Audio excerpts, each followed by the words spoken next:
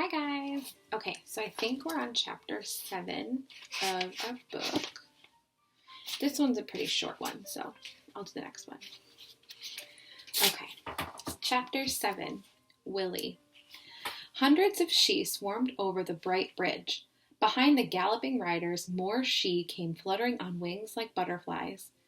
Augusta stood up as if in a trance, her hands clasped over her heart. "Oh, wow," said Annie. "Keep playing," shouted Jack. Annie blew into the whistle again. The she flew and galloped along the wide, grassy bank. Their horses, fleet as the wind, had arched necks and flaming eyes. They moved faster and faster, swirling into a blinding circle of light and color. The soaring sounds of the music inspired Jack to soar with his words, too. He looked at his notebook and sang.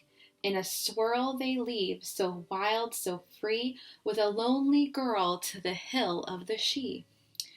"Jack, no!" shouted Annie. A mighty blast of wind nearly blew Jack and Annie off of their rock. They crouched down and covered their heads, and when the wind grew calm, they stood up just in time to see the swirling cloud of light vanish back into the old forest. The she were gone. Once again, sky blended with water and earth in a veil of silvery mist. "Whew," said Jack breathlessly. "That was amazing." "Jack, do you know what you just did?" said Annie. "Yeah, I made the she appear and disappear," Jack said. "I used my notes from Mary's story, just like we planned." "Yes, you did that," said Annie. "And you made Augusta disappear too." "What?" said Jack. "The she took Augusta," Annie said. "I tried to stop you, but it was too late. You had already sung those words." "What words?" said Jack. "You sang, 'In a swirl they leave, so wild, so free, with a lonely girl to the hill of the she,'" said Annie. "I was just reading from my notes," said Jack. "They took Augusta? Are you sure?" "Yes, she is gone," said Annie. "Oh, no," said Jack. He and Annie ran to the ridge above the river. "Augusta!" he shouted. There was no sign of Augusta's red cape anywhere. "See, she's gone," said Annie. "It's all my fault," said Jack. "You couldn't help yourself," said Annie. "But I'm responsible," said Jack. "We have to get her back." "Maybe Mary can help us," said Annie. "Wait, listen," said Jack. "What's that sound?"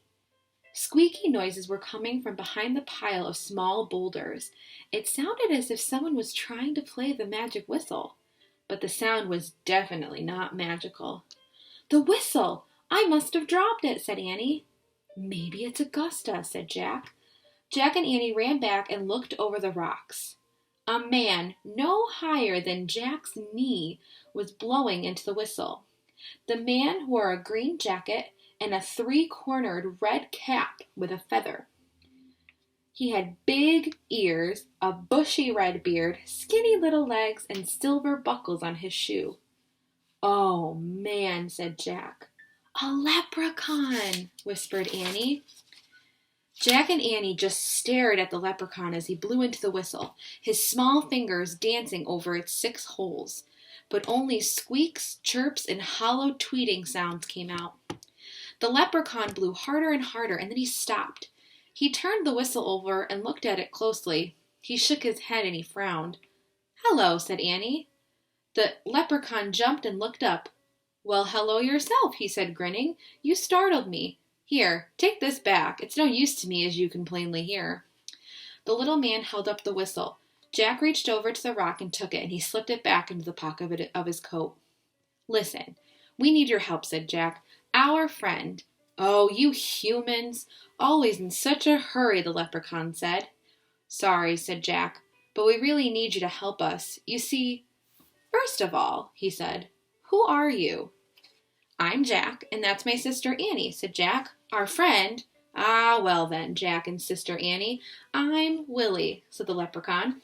"Now let's get a few things straight right away.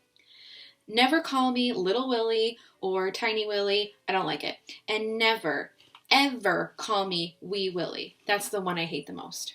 "Okay," said Jack. "Fine, but—" "Jack, let me handle this," said Annie. She turned to the leprechaun. "Willie, why didn't you go back over the river with the she?" Ask me why I came over the river in the first place, and I'll tell you the answers to both questions, said Willie.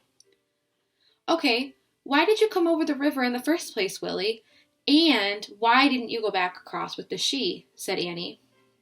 Answer number 1. I was having a bit of a nap in the reeds when I heard your whistle playing, said Willie. Before I knew it, I was moving with the she across the bridge. Probably you didn't see me. Lost in the swirl of things, I was. Excuse me, interrupted Jack. I heard some good whistle playing, Willie said, but yours, Missy, was like none I had ever heard from a human, not in the 900 years of my life. So, answer number 2, I didn't go back over the river because I wanted to find out that secret of your playing. Well, that's easy, said Annie. The whistle played itself. It wasn't me. Oh, you're a modest girl, said Willie, and you like to keep the secrets of your talents to yourself. Not really, said Annie. Listen, Willie, Jack broke in. Can you help us? We lost our friend Augusta, and it's all my fault. I sang about a lonely girl, and she was taken by the she. Yes, I saw that, said Willie. Whisked away she was, so I'm guessing now you want me to help her find. You want me to help you find her. Is that it? Yes, that's it, said Jack. We were going to ask Mary Sheridan to help us, said Annie, but you probably know the way better, and... Wait a minute, said Willie. Did you say Mary Sheridan? You know Mary, said Annie. Know her, said Willie, grinning from ear to ear. Why, if I were 4 feet taller, I'd have married Mary Sheridan years ago. Really, said Annie. Oh, yes, indeed. We're very good friends, said Willie. You see, I live in what you might call in between. I have 1 foot in the magical world of the she, and I have 1 foot in the mortal world of humans, like Mary. Ah, lovely Mary. Yeah, Mary's great, said Jack, but now... You want me to guide you to your missing friend, said Willie. Yes, said Jack. I can do that, but what will you give me for it, said Willie. What do you mean, asked Jack.